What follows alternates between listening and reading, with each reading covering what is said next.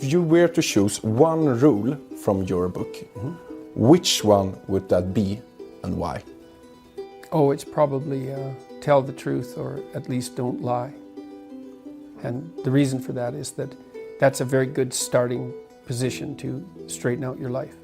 It's really helpful to be careful about what you say and to not say things that you know are false.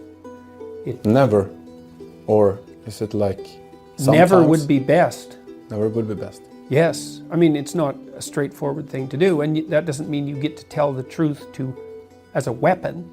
That's not the truth. That's a partial truth masquerading as truth to use as a weapon.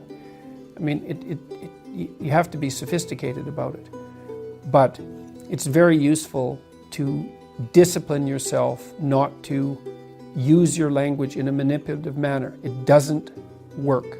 It's a very, very bad medium to long-term strategy.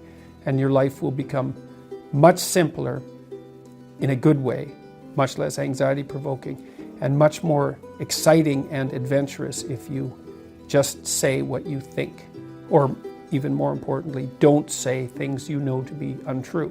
One suggestion I have for people is that they listen to what they say and feel how it makes them feel physically. And what you'll see if you start to pay attention is that some things you say make you feel like you're standing on firm ground, and other things that you say disconnect you and produce a feeling of disunity and weakness. And you might think, well, that's worth it because I'm manipulating the world in some particular way to get what I want and it'll probably work. It's like, it's not worth it. It won't work. It will kick back and you will be punished for it. So one of the things that I've learned as a clinical psychologist, which is actually quite a terrifying thing to learn, is that it's terrifying when I think of my own life. I've never seen anyone get away with anything, ever. Okay. Everything you do that you know to be wrong will absolutely come back and haunt you, and usually in a magnified way. And so it's very useful to know that and to be terrified enough of that so that you become careful with what you say. And how is that possible? Well, I don't know if it's possible perfectly, but you can always chase an ever-receding goal. I mean, you can certainly not lie. That's possible. Yes. I mean, the reason I used that formulation in the rule was because, well, you can't exactly tell the truth because you're ignorant. There's lots of things you don't know. You have your blind spots and your biases, even if you're trying to work against them. So telling the truth, that presupposes you know the truth. You can strive towards the truth. I don't think you can know it, but you can certainly know when you're about to say something that's patently untrue by your own definition, and you can certainly not do that. So, and that's an excellent place to start. It will, if you do that for a number of years, your life will change radically and positively. I'm going around everywhere I can suggesting to people, for example, that they adopt more responsibility and that they try to develop a vision for their life and that they try to tell the truth. And of all three of those things, the only idea really that competes with the truth as in terms of potency is the idea that you should strive to be positively predisposed towards being, towards existence, despite its fragility and suffering. So classically speaking, the two highest virtues are truth and love. And it's difficult to put one of those ahead of the other.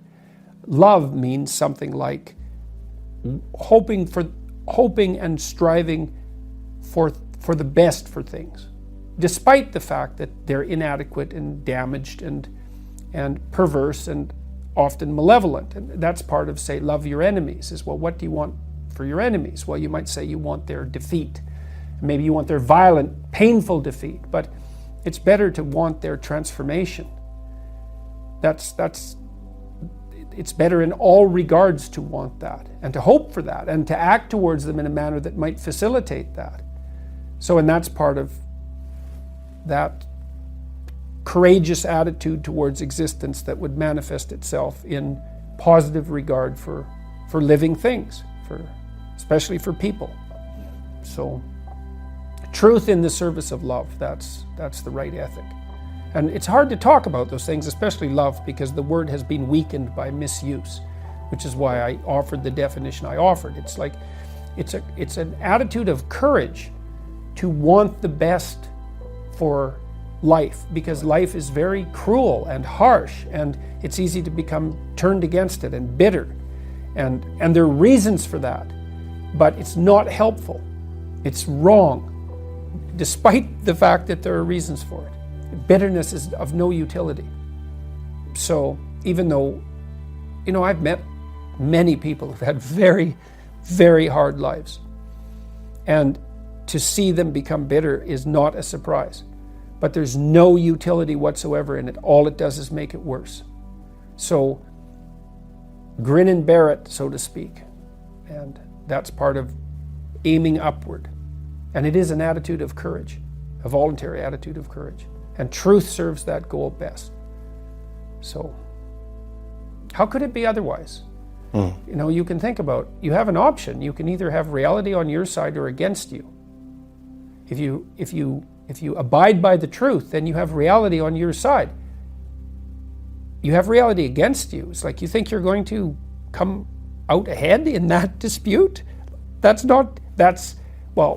You only think that if you've developed a certain amount of arrogance, which is also another very dangerous thing. I can get away with it. It's like, no, you can't. You are so outmatched by reality that there's no contest. What makes the difference between people who can succeed and can't? Oh, there's a lot of differences. I mean, it takes a lot of rare traits, generally speaking, to push you in the direction of success. It also depends on what you mean by success. So we could do this two ways. We could go after classical success. Discipline, that's extraordinarily useful. Intelligence, that's very useful. The marriage of those two, I mean, if you have two people who are equally intelligent and one works twice as hard as the other, then the one who works twice as hard is much more likely to be successful. Creativity is another useful attribute. Reciprocity, the ability to reciprocate, that's unbelievably useful. Almost all the people I know who are successful have very broad, well-functioning social networks. So even if they don't know how to do something, they know someone who knows how to do it. And they've maintained.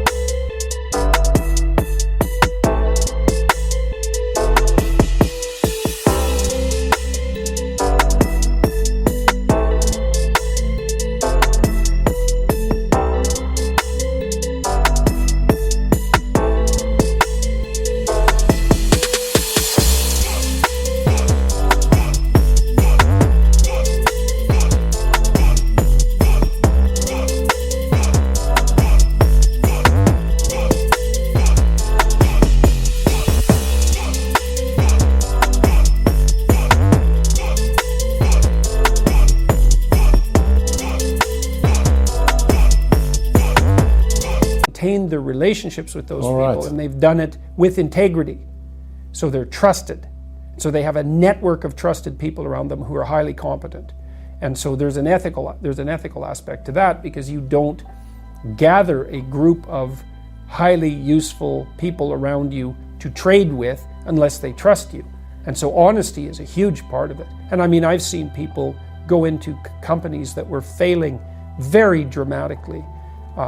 Competent people go in, and with nothing other than their competence and their honesty, turn the companies around completely.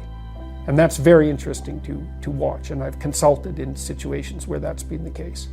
So honesty is I think the only real natural resource, apart from air, is honesty. It's the basis for wealth, because if two people treat each other honestly, they can take each other at their word, and then they can cooperate. Otherwise, like if I can't trust you, God only knows what you're up to. You're so complicated that we can't do something simple and straightforward and directed together, because we're going to spend all of our time trying to figure out what in the world is going on. And this is partly why so much poverty in the world is actually generated by corruption, rather than an absolute lack of material, an absolute lack of material corruption is a force that produces poverty like nothing else. How important is hard work? Oh, very important, especially at the uppermost pinnacles of different careers, because as you move up a hierarchy of competence, let's say, you surround yourself by people who are more and more like you, right? They have everything you have, right?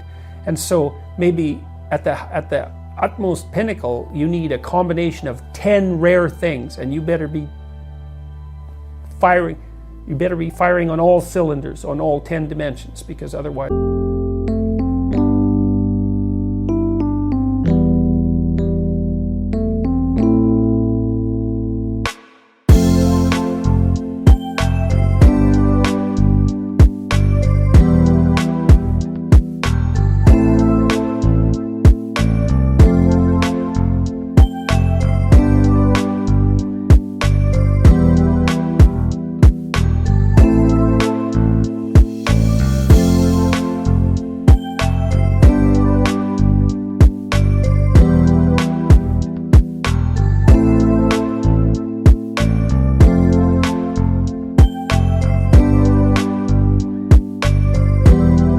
someone else will obtain the position.